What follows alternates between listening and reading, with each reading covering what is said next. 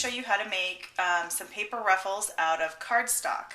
Paper ruffles like this are easy to make with softer paper like tissue paper, crepe paper, or even a lightweight paper. But with cardstock, they're not as easy to ruffle. So what I did is to create these, I cut two strips of paper. I'm going to actually try and connect them instead of making two separate. So I cut two pieces of paper like this, and because it's kind of rigid, I ran it underneath the water in the sink for a little bit, just so it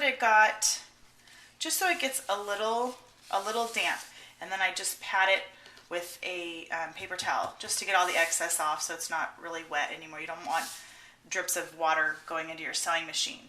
Another way you could do this is to use a spray bottle, but since I can't find mine right now, I use that.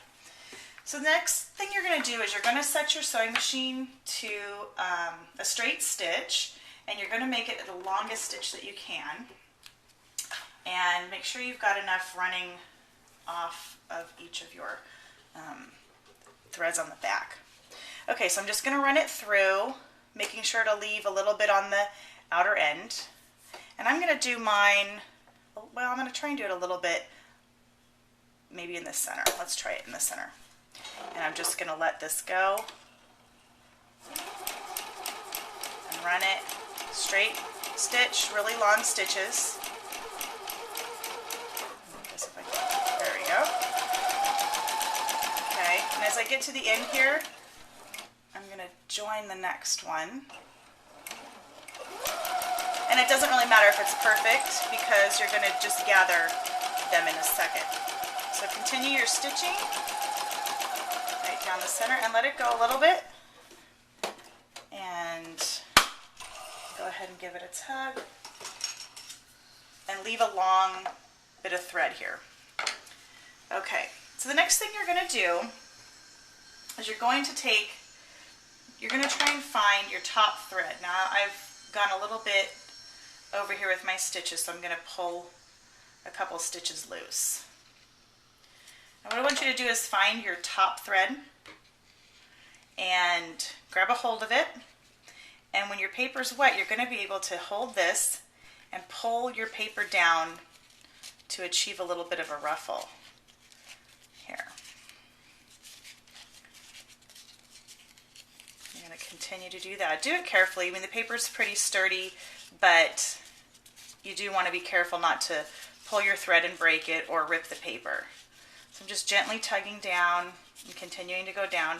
You might want a really loose ruffle, or you can pull it really tight, either way. I'm going to try and get it close down to the second strip here so it all appears to be one. And then what I'll probably do is switch to the other side. So as you can see, this ruffle is looking really cute, and it's coming up to the next one. So I'm going to just switch sides. And here I find my top thread, hold on to it, and start pulling and ruffling. And what I love about being able to use cardstock is you've got specialty things on it like this glitter, and that will be able to stay on the paper while you have your ruffle. So I'm going to continue down here.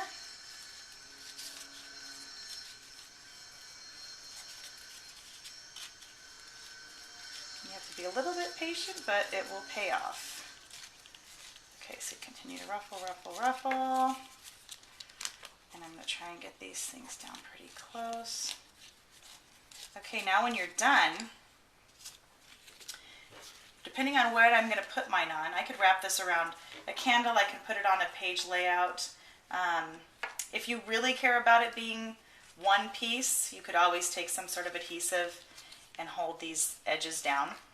That could be one piece.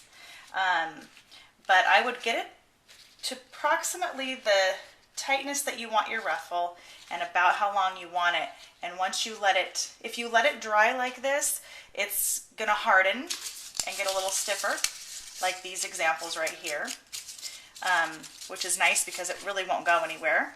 But right now it's still wet and pliable, so you can either put it on your page or your craft, whatever you're going to do, or you can wait for it to harden and it gives it a little bit more thickness.